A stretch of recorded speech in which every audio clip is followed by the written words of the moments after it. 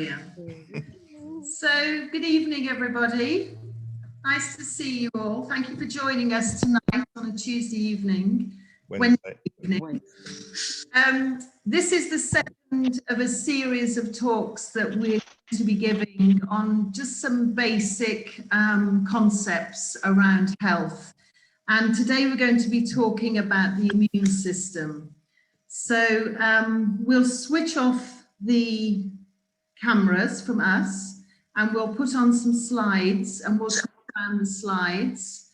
And then at the very end of the session, we'd really like to answer any questions that you have for us.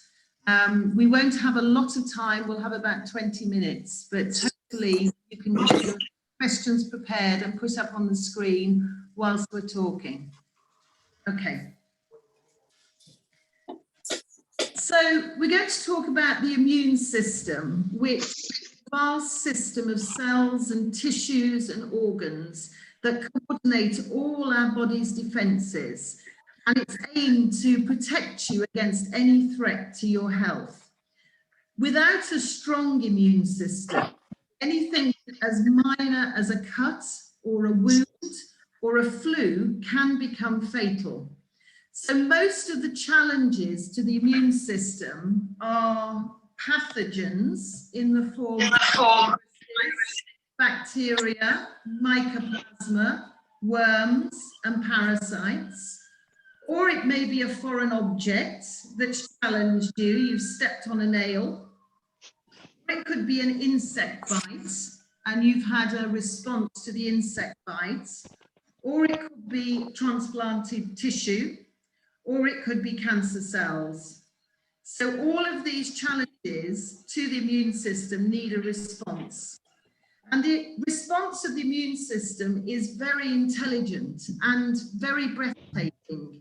And for most of the part, it's happening on a daily basis without any of us being aware of it. So how does it work, this immune system? This is the detailed part of it, so hopefully you won't get lost, but I want to just introduce you to some vocabulary if this is your first journey into the immune system. Some of you may remember it from science at school, some of you may be more established with your science, so hopefully I'm trying to get the middle ground and enable you to learn a little bit. So there are two main parts to the immune system. One is the innate immune system, and one is the adaptive immune system. So the role of the innate immune system is to detect the presence of the invading organism so that it has an opportunity to eliminate it or minimally to prevent it from reproducing. And the system that sits with the innate immune system is otherwise known as the complement system. And complement is a series of protein molecules which are made in the liver. And they remain in the blood until the invasion by the infection or the foreign molecule has been cleared. The second part of the immune system is the adaptive immune system. And this is when there is a return of that same pathogen. And the immune system is adapting and recognizing that pathogen, and it's producing a series of immune cells, which it confirms to be the case that it's seen it before, and then sends in the invading cells to gobble it up, destroy it, and clear it. And it is the adaptive immune system which provides us with an immunity to that particular challenge, but it's also the adaptive system which can be complicated and can move towards something called autoimmunity, which we're going to talk about later. So basically, your immune system is relying on millions of white blood cells called leukocytes, which are made in our bone marrow, and they migrate into the bloodstream and into our lymphatic system. The lymphatic system clears all of those toxins and waste from the body. We have something called leukocytes, which are in the blood all the time and move around the body.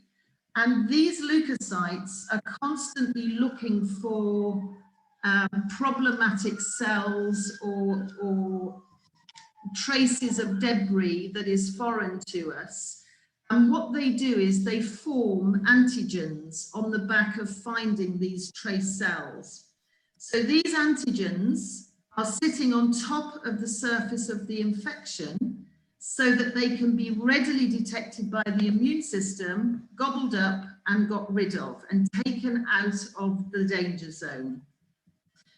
There are two types of these leukocytes. One is called a phagocyte and one is called a lymphocyte. And they send macrophages and dendritic cells into the blood. So basically, it's a system whereby we start with an army. If the army rolls over, we have a backup plan, and we have multiple backup plans that keep coming forwards to identify what type of foreign agent we've got, send in the right troop to kill it off, and then behind that scene, there comes another army which sweeps it all up and takes it out of our system. It is a very, very sophisticated system, to the point that every single agent that is foreign to the body has its own unique antigen to identify with. So what happens to us when this kind of activity is happening? Basically, our body will leap to our defense and it secretes something called cytokines. Again, cytokines are protein molecules.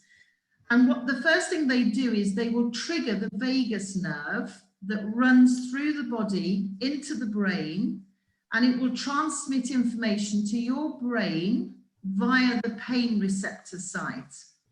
And in your brain, you have the hypothalamus, which controls temperature. And if a message comes to that part of the brain that you are in danger, you will produce something called prostaglandin E2, which is a cell mechanism which triggers an increase in temperature. And that increase in temperature we experience at the first stage of any immune attack. The next thing that will happen is that we may start to swell, our muscles can contract, we can lose our appetite, we can get very sleepy, and for most people, we start initially with a loss of thirst. And the reason the body does this, so the reason the temperature increases, is because it makes it harder for bacteria and viruses to reproduce and to spread, because they're highly temperature sensitive, which is why it's really important to not immediately damp down an inflammatory response and a temperature response. It's much better to try to observe and modulate that response so that your immune system has a better chance of dealing with that pathogen. The reason we get sleepy is because the body needs to save energy to fight the infection. So that's a conserving pathway. The reason we don't want to eat is because by stopping eating, the liver is able to take up more iron in the blood so that there is less in the blood system to feed the infection, because iron is essential for infections. So again, another note that when there is an immune response, you do not want to feed your body iron. And the thirst response is basically to stop or to diminish transmission of the pathogen. So if it doesn't have lots and lots of fluids, initially it will not transmit, but there comes a point where your thirst mechanism will increase, and that is the time to flush the body as it goes through towards the lymphatic system. Concurrently with all of these symptoms, it will be very usual for you to not feel well, to have a low mood, and to feel quite irritable. And what's happening there is the cytokines that are coming to support you in this defense are using the neurotransmitters of the brain to disrupt the infections. So you may well feel symptoms associated with low serotonin or low dopamine or other issues with the neurotransmitter pathway. And that may affect the way you reason through things. It's very, very common in the flu type infection because you can't think. And it's not because that's a bad thing, it's because your body's conserving the energy to work elsewhere. And the reason why our body swells is because the body is releasing chemicals, again, to support the army of invaders to help us. And those chemicals leak fluid into your tissues, which causes the swelling. And again, that will make you feel unwell, but it's really important to recognize that this is normal. And the last thing we want to do is stop our innate immune system from employing all of those devices to be able to see that infection through safely without having collateral damage on us, the human, the organism. So magnificently, this acute process for most of the population is a short-lived process. And I would reckon that the average infection takes around 10 days to complete the total course. 3 days coming, 3 days with, and 3 to 4 days going. And that is a normal response. Okay, so where are all these immune processes stored? Well, the immune system engages a full team of support from our glands and our tissues. And the primary glands are the thymus gland, which produces the T cells, the bone marrow, which produces the B cells, and the spleen, which is involved in the blood and the oxygen exchange, and obviously our lymphatic system. And it is generally known that our immune systems get stronger during adulthood because partly we've been exposed to much more history of pathogenic activity, and so we've built more immunity. So now we're going to look at what forms our immune system. And this is really important to make a note because many people have no idea that we are totally responsible and are capable of both supporting, enabling, and increasing our immune response simply from our diet and lifestyle. So the main premise for our immune system is protein. And you may hear the expression essential amino acids. So there are a group of essential amino acids, which are the building blocks of protein that cannot be synthesized outside of the body. They are purely synthesized from food. And they are your basic substrates to go on to form all of these protein molecules that we've been talking about. Alongside that essential protein, we have essential fatty acids. Once again, the body cannot synthesize these macronutrients. We have to take them in through our diet. And they're mostly taken in through the diet through omega fatty acids, which many of you may be familiar of. There is a range, but the common ones that we know of are omega-3, omega-6, omega-7, omega-9. So protein is the foundation for all of our cells and is what is behind the formation of the white blood cells that protect us against infection.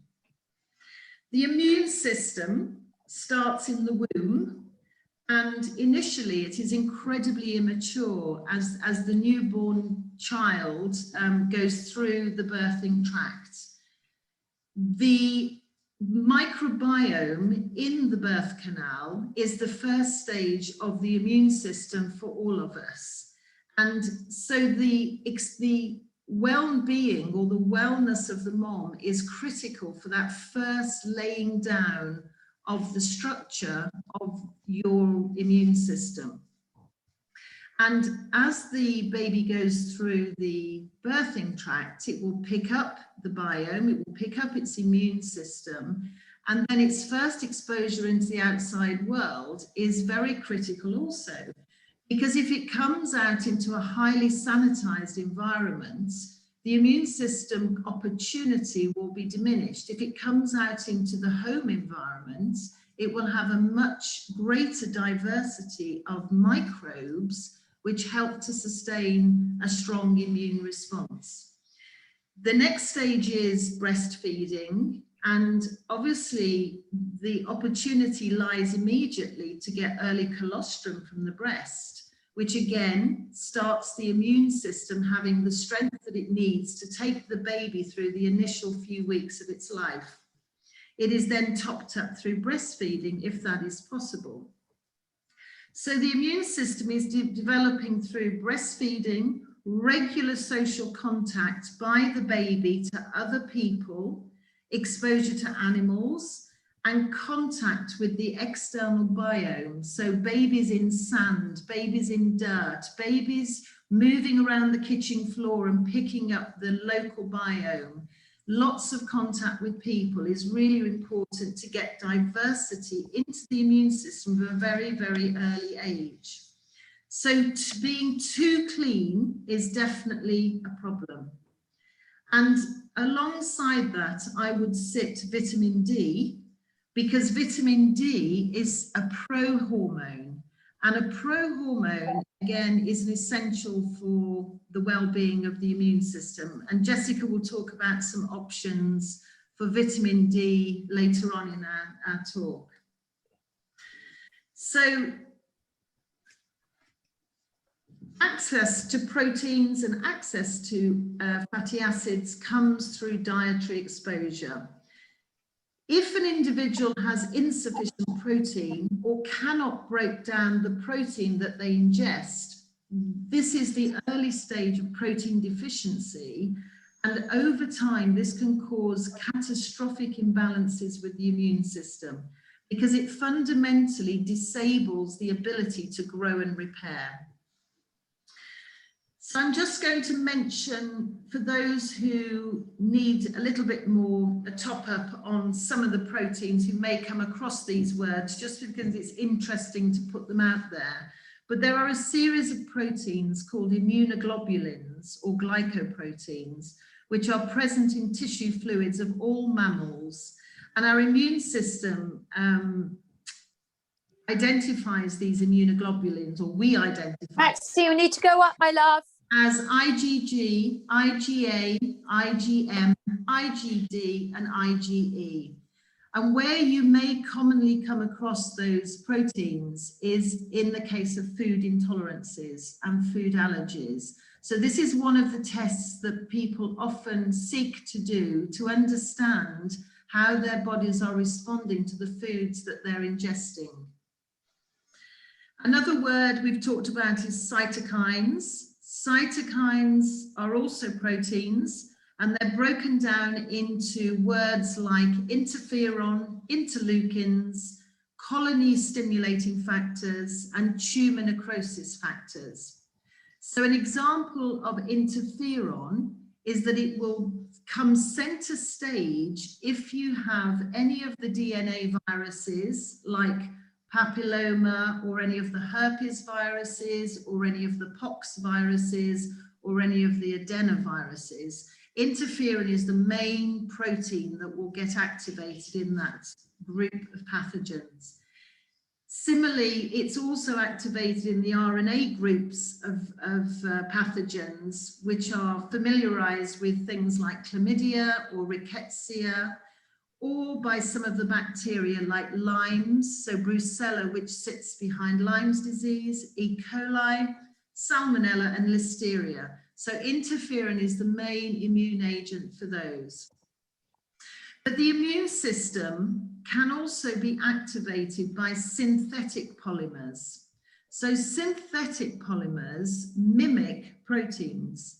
And they're found in foods, they're found in emulsifiers, they're found in cosmetics, pharmaceutical drugs, detergents, food additives. So the body is, when the body's exposed to these either exogenously in the environment or endogenously through your food, it starts to trick the internal immune system, and it starts to cause problems with self and non-self, which I'll talk about shortly. So it's really important to know that it's not just agents that we see naturally that can provoke these problems, but it's also synthetic agents. The digestive system and our digestive health is linked to immune system in such a way that 70% of our entire immune system is resident in the gut. And the gut uses two areas. One is called GALT, which is the gut-associated lymphoid tissue, and that also is linked to MALT, which is the mucosal-associated lymphoid tissue. So this is basically what sits, you eat your food, and your food goes through those two layers of immunity before it's then presented to your wider system. So preservation of the GALT and the MALT is really critical to your immune response to both your food and to your environmental allergens. Think hay fever, think chemical sensitivity, and obviously think things like gluten and casein allergies. So what we're looking at now is what impairs our immune system. So I'm just going to go through them. The main thing is an over-sanitized environment. If we cannot access bacteria and probiotic bacteria, so cultures that serve our existing immune system, we will see deterioration of the immune system. If there is chronic sleep deprivation or excessive sleep, if you sleep too much, that is also a problem. Stress, one of the main areas of stress early on for the immune system is in utero maternal stress. But obviously emotional, physical and biochemical stress is also a challenge to the immune system. Loneliness. Loneliness is a big factor in depressing or suppressing the immune response. And recent research has shown how loneliness can increase the risk of herpes viruses, which are the DNA viruses we talked about, which involve interferon regulation. Toxicity is our main issue for the immune system. How can it compete? How can it cope with such levels of toxicity that our immune system struggles to defend it? Sugar, smoking, processed foods, all of these play a major part, as does early antibiotic use as a child, or regular PPI, which is the proton pump inhibitors, which block the acid function of the stomach, which causes a massive immune response and an overgrowth often of bacteria. Things like Helicobacter pylori. General overuse of pharmaceutical drugs, which are designed to suppress symptoms, also have the capacity to suppress the immune response. So I'm just quickly going to go over the autoimmune response before I hand over to talk about the diet. So autoimmunity is basically distinguishing like from not like. The body has to dig into the reserve system to mount an immune response. And often, if it doesn't have a template there that it recognizes to support it, it has the capacity to start to attack its own cells. So the primary is that the immune system needs to build a memory. And if it has a memory, there will be a reduced risk of autoimmunity. If it doesn't have a memory, so it doesn't have an immune reserve, if there is an overload of challenges, there is a risk that autoimmunity can take place and the body will start to attack its own tissues. And in every autoimmune disease, there will be a low-grade layer of viruses or bacteria present. So, for example, the adenovirus, which is one of the most common and persistent viruses in the population, can cause respiratory and intestinal illness. It produces a type of protein that mimics the myelin protein in our body.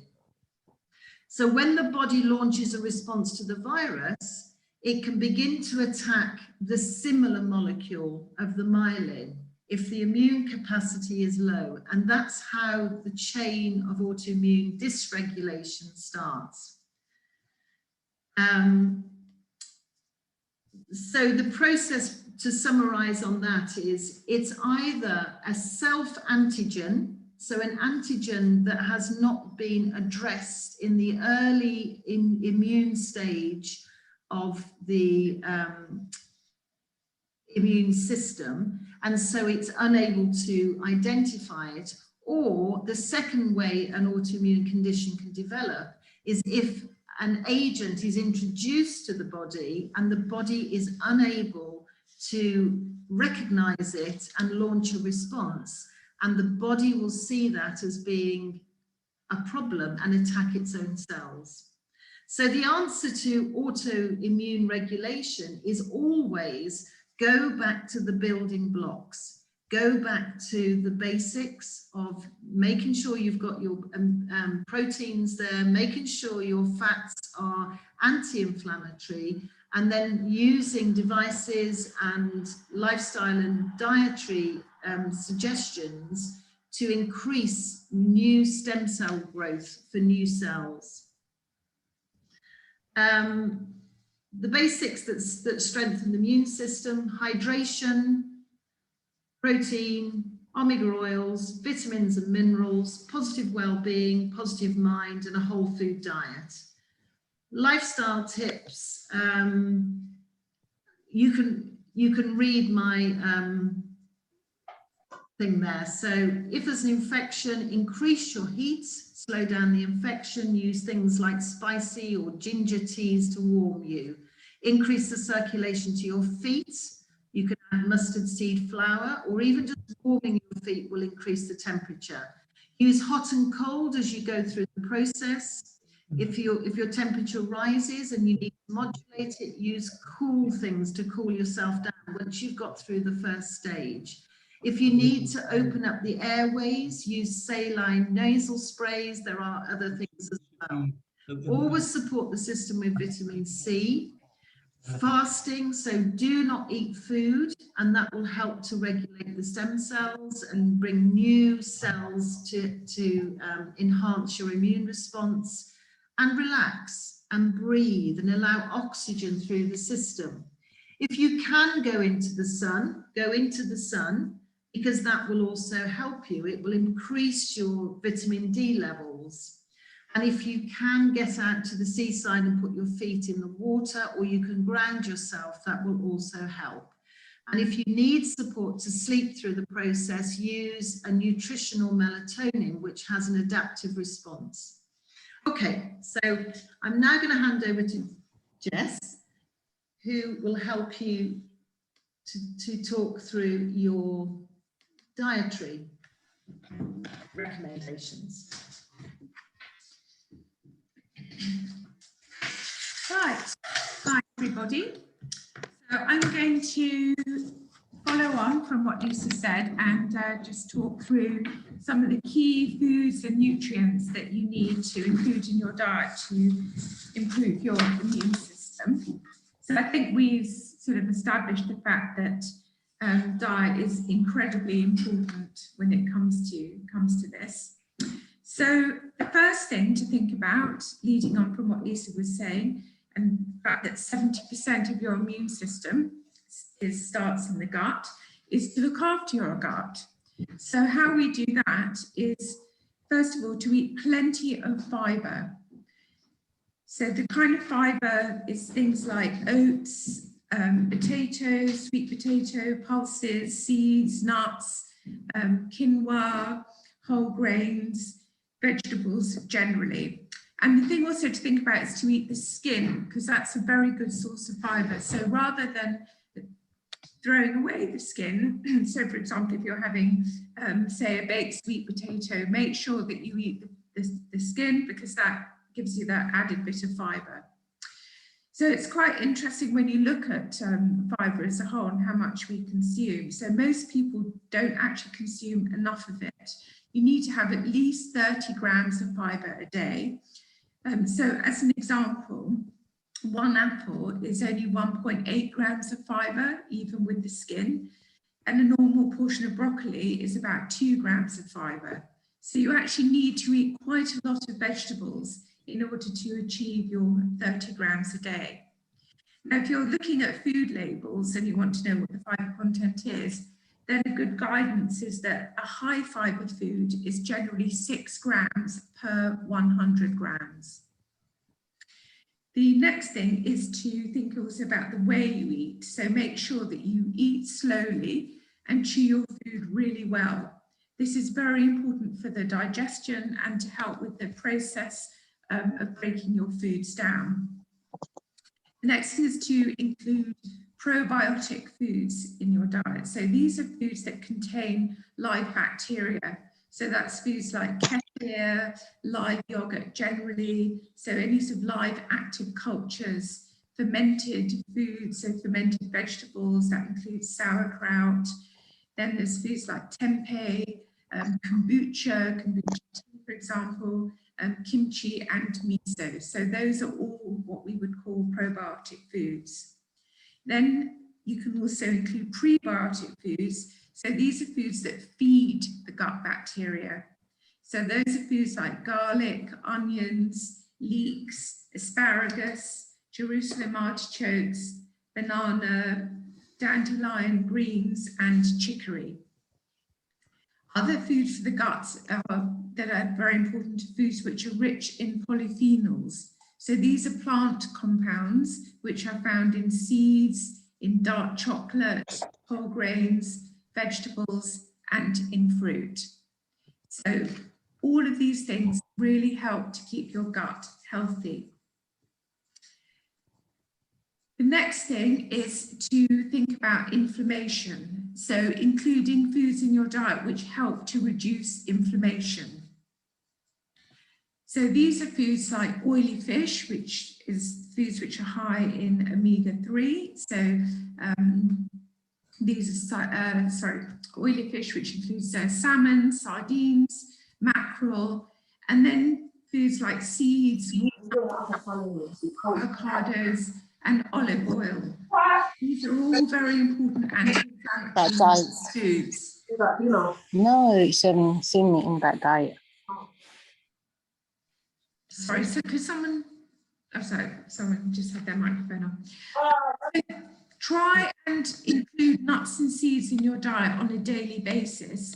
So things you can do is you can sprinkle these on salads, you can add them to soups, add them to casseroles. If you have cereal in the morning, or if you have, for example, you might have a bowl of yogurt in the morning, then think about adding seeds and nuts to this. Other anti-inflammatory foods, things like ginger, cinnamon, chili, turmeric, and also foods which are rich in quercetin, which is a very powerful anti-inflammatory. So that includes things like red onions, berries, and red apples. Then the other thing is antioxidants, which are also important to include, which are also anti-inflammatory. And I'm just going to talk about those in a little bit more detail on the next slide. So try to include plenty of antioxidant foods in your diet. So the most important antioxidants are vitamin A, which to get a good amount of vitamin A, you need to have foods rich in beta carotene, because beta carotene is a precursor for vitamin A. And then there's vitamin C, vitamin E, zinc, copper, selenium, and also green tea, which is a really good antioxidant. So your vitamin A foods, the ones which are rich in beta carotene, these are all your red and orange fruits and vegetables. Vitamin C includes foods like peppers, so green, red and orange peppers, citrus fruits, berries, broccoli, green leafy vegetables, and sauerkraut. Then vitamin E, so good source of vitamin E, are seeds, almonds, avocado, and dark green veg. So these lists are not exhaustive. There are obviously a few more foods. I haven't included absolutely everything, but I'm just picking out the ones that has got the highest content. So zinc is a very important antioxidant. So zinc foods are things like oysters, beef, chicken, tofu, pork, avocado, nuts, and seeds. And your copper foods are mushrooms, walnuts, cashew nuts, sesame seeds, and chickpeas. And selenium is eggs, chicken, lentils, Brazil nuts, beef, and seafood. The next foods that are very important to think about including, which is really essential for the immune systems, that plays a very important role in the initiation and maintenance of your immune response, is beta glucans. So beta glucans are primarily found from grains, so that's foods like oats, rye and barley, but also from mushrooms, particularly the reishi, maitake, shiitake mushrooms, and also seaweed and algae. And nowadays in the health food shops, I've noticed that you can actually buy really good quality ground mushroom powders, and they come in a very, this creates very sort of concentrated form. And these you can add to things like soups and smoothies, or you can just drink it. You can just add a teaspoon to a glass of water or to a nut milk and just drink them like that. So moving on to other important foods to include in your diet and nutrients. So Lisa talked about vitamin D. Now vitamin D is a tricky one because the main way that we get vitamin D is actually through the sun. It's quite difficult to get vitamin D through food, but the main foods that you can get it from are sardines, herring, mackerel, egg yolks, and mushrooms. And also a lot of foods these days you'll see are fortified in vitamin D. Garlic is very good. So garlic is very good antimicrobial and antibacterial properties. And then your B vitamins, which come primarily from whole grains, eggs, nuts, seeds, green leafy vegetables, salmon, trout, beef, chicken, and legumes. And then the protein that Lisa mentioned for growth and repair, which is really important.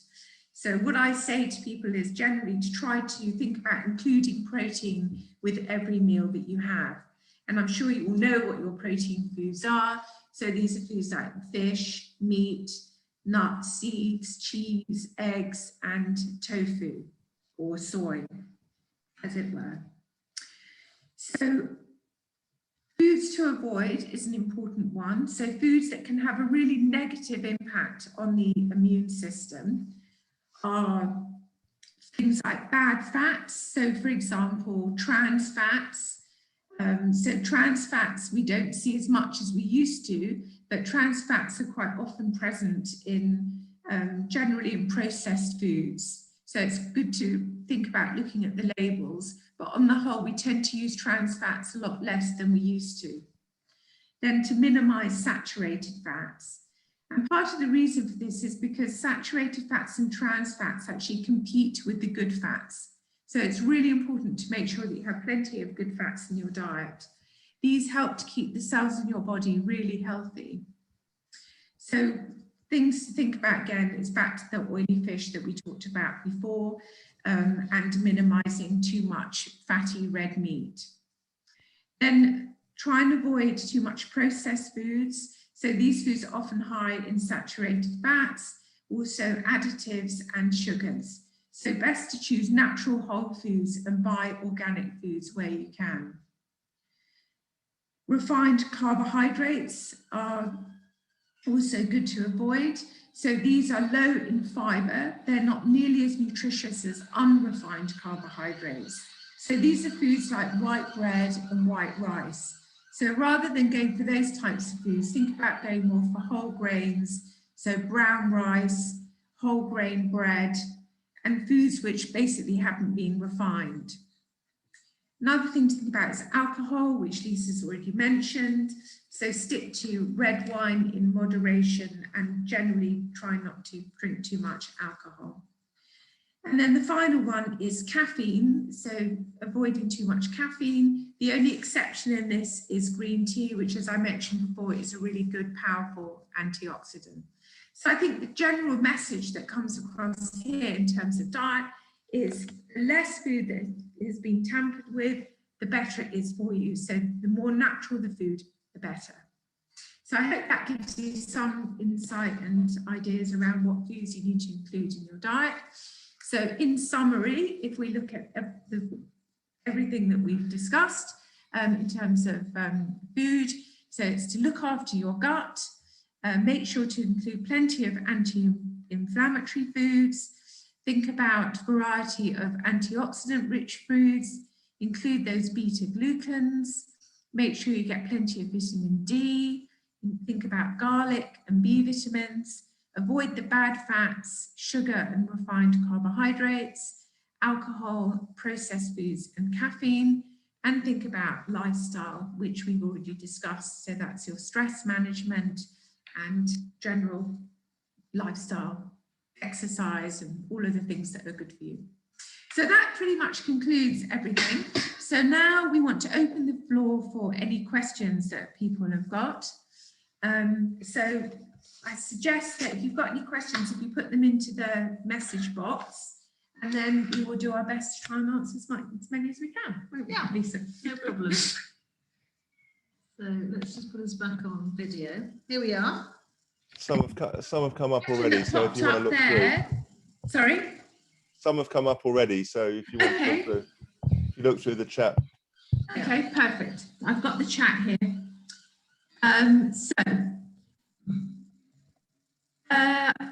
Someone's written here, is there a dairy-free alternative to kefir? Absolutely. You can buy coconut kefir and water kefir. And there's a very good website called happykombucha.co.uk where you can buy all sorts of different types of kefir, and they also sell kefir kits. So that's something to think about or certainly to have a look at. So other questions we've got here are just scrolling down. So I'm dairy intolerant either and can't tolerate kefir. So I think we've sort of pretty much answered that question then.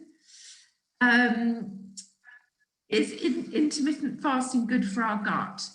Well, I think intermittent fasting is a very individual thing. So some people can benefit greatly from intermittent fasting, whereas some people might find it more difficult. I think what I would say for some people who've got very high stomach acid, intermittent fasting can, for those people, be an issue because it may trigger more production of stomach acid. But I think it's a very individual thing, I'd say, wouldn't you? Yes, I think it's definitely not a blanket approach. It depends what you want to achieve out of it. I mean, I mentioned an example of when you would fast is when you are actually starting to be affected by some sort of infection. That's definitely a time to fast. I think if you're generally quite well, it would be advantageous at times to do fasting as part of a weight management process. I also think it would be helpful in situations where you're trying to get some sort of cleanse. You know, you're starting to do a cleanse. It can help as part of that. Where it may be difficult is where you don't have very good stability over your blood sugars. And by fasting, that may actually cause you to feel much more unwell. And so I think if you want to fast, you probably need, and you're not sure how to, you probably need to seek the advice to know if it would be right for you at that moment. Yeah, definitely. So another question is, should you take vitamin tablets or particular supplements? I'd say that on the whole, if you're in good health and you have a good healthy diet, you shouldn't need to take multivitamins, but in some cases, supplements can be extremely useful. So from the point of view of our immune system, what I've talked about in terms of nutrients, one of the things that I would say is also to look at if you've got dietary restrictions. So if you're a vegan, for example, you might want to consider taking vitamin B12. I would certainly also recommend for people to take vitamin D, because I think if you're not out in the sun, it is quite difficult to get the right amount of vitamin D in your diet. I think another example would be if you knowingly are unable to or don't enjoy taking a lot of protein, I think it's quite helpful to use a protein supplement in the short term, even if it just gives you your essential amino acids, because their role in not only your immune system, but also detoxification is so critical. And you may find that you're eating the same type of protein consistently, but missing out on one of the essential amino acids. You wouldn't necessarily know that unless you checked it, but it could actually set up a limiting factor in terms of the absorption of generalized protein for your immune system. A classic example is L-lysine. L-lysine is often omitted in a vegetarian diet, as is L-carnitine and L-carnosine. They all have roles that you would struggle to probably fulfill if you are more veggie based. So I think probably on average, if you're not completely convinced by your diet, or you don't have the time to look at your diet at a, when you're focused on what you're cooking, then I probably would supplement an amino acid formula. Is drinking apple cider vinegar good for you? Yes, definitely, it is good for you. So I recommend that you have about a tablespoon of cider vinegar in water every day. It doesn't necessarily suit absolutely everybody. Another thing you can do is also to have lemon juice in water, so that helps with the digestion.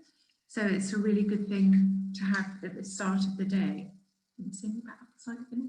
Yeah, I think it's if you know intimately what's happening with your digestive system, it's much easier to make that decision as to whether you would take the apple cider vinegar. I think if you're unsure, I always do the smell test. If you smell it and it feels good, then it probably is good for you. If you smell it and it feels acrid, then don't touch it. And that's probably the best you can do if you don't know intimately how your stomach is functioning.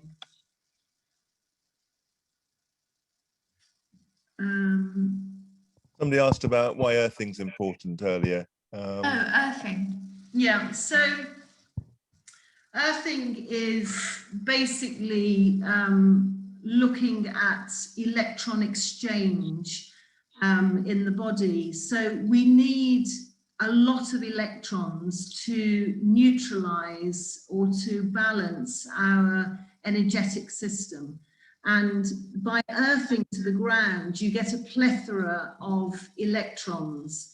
And so because primarily, currently, we are overexposed to radiation through various guises, our ability to ground is often affected.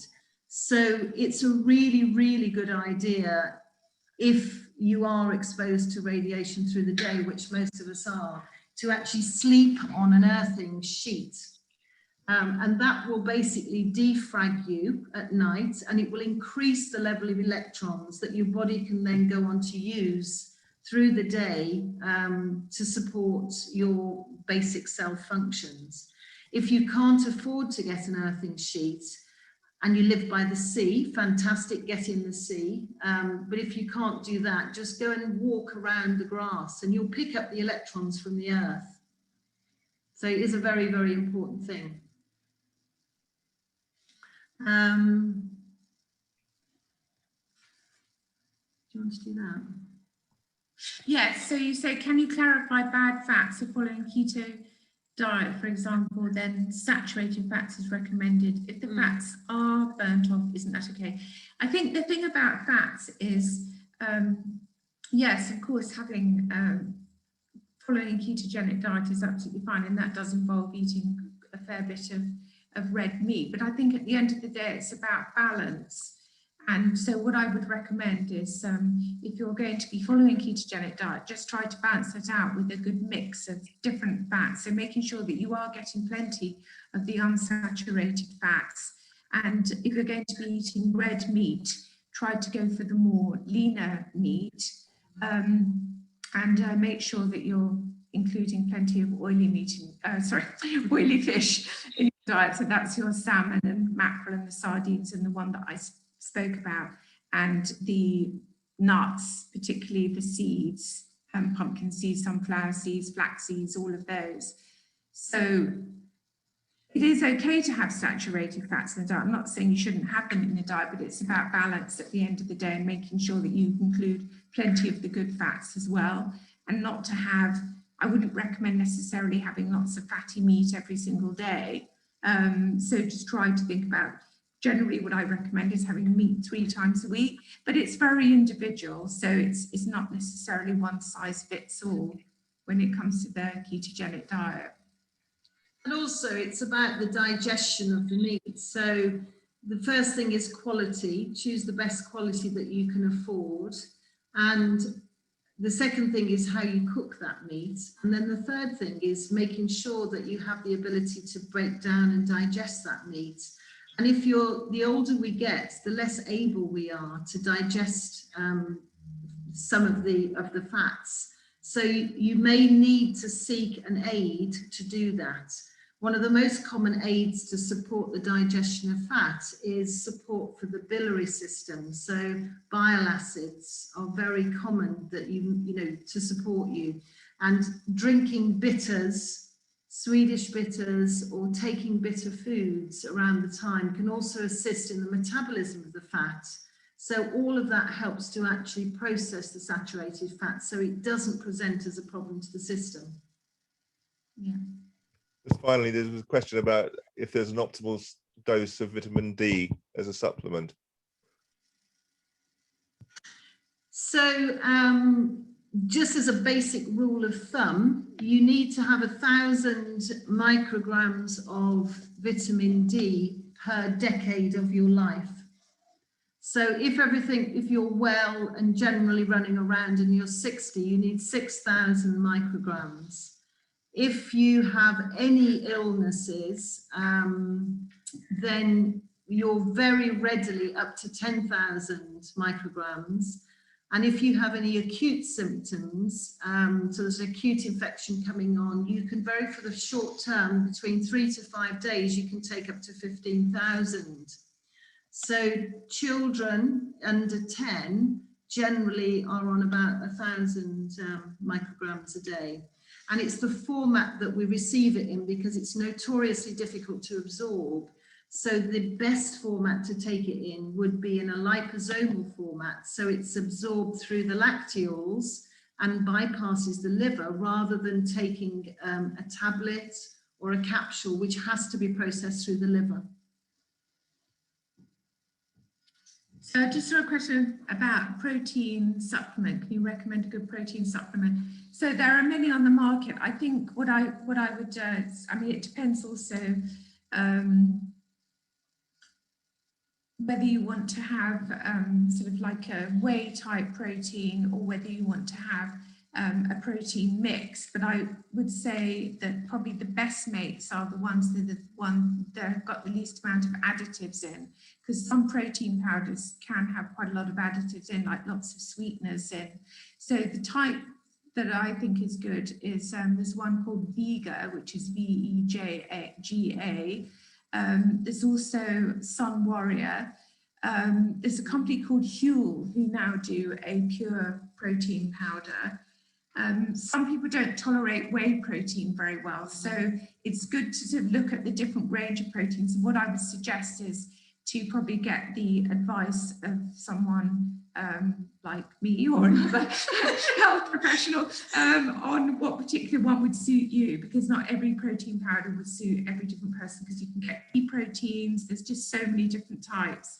It also can depend on if you're lactose intolerant, if you're all sorts of different, if you've got some gut issues, then some protein powders might not be so good for you. So I think it's, yeah, definitely worth getting proper advice about that. Yeah. Anything else?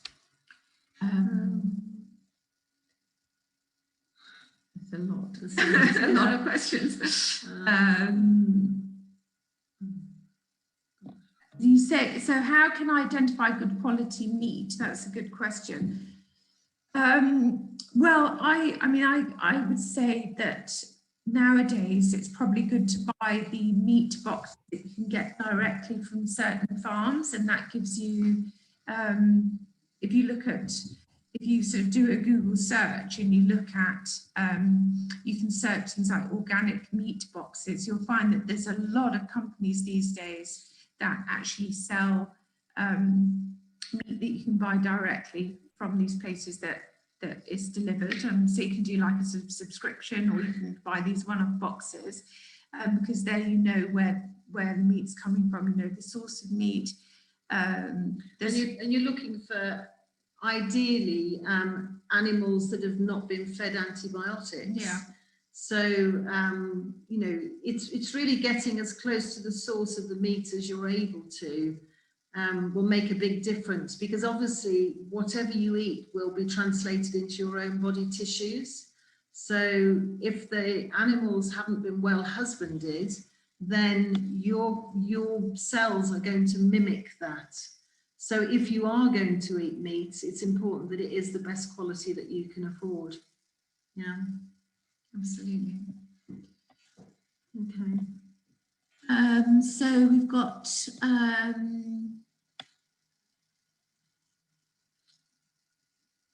yeah, so someone's just said about something about vitamin D here, which is interesting. Okay, oh yes, so just how can I check if I've got vitamin D deficiency? Well, the easiest way to do it is to go and get a blood test. And it will just show you. The interesting bit about it is your interpretation of the levels that come through. So if you do it through the regular NHS system, there is a range of the analytes, and you really want to be up at the upper end. Even if it says that it's okay, you really want to be at the upper end. So nearer 200 would be the ideal level of vitamin D, and it will certainly give you massive protection against a lot of the most common pathogens. I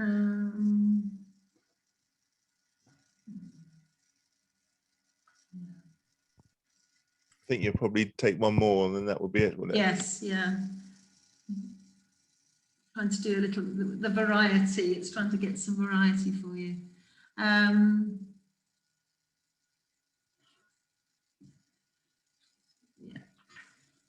The hay fever question might be quite good to end on. Okay, is that because you asked it? No, it wasn't me. It wasn't me. So hay fever is an issue with protein metabolism.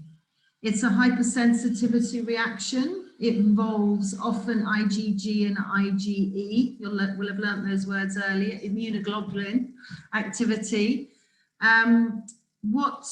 The most important thing to do is to focus on reducing the histamine response.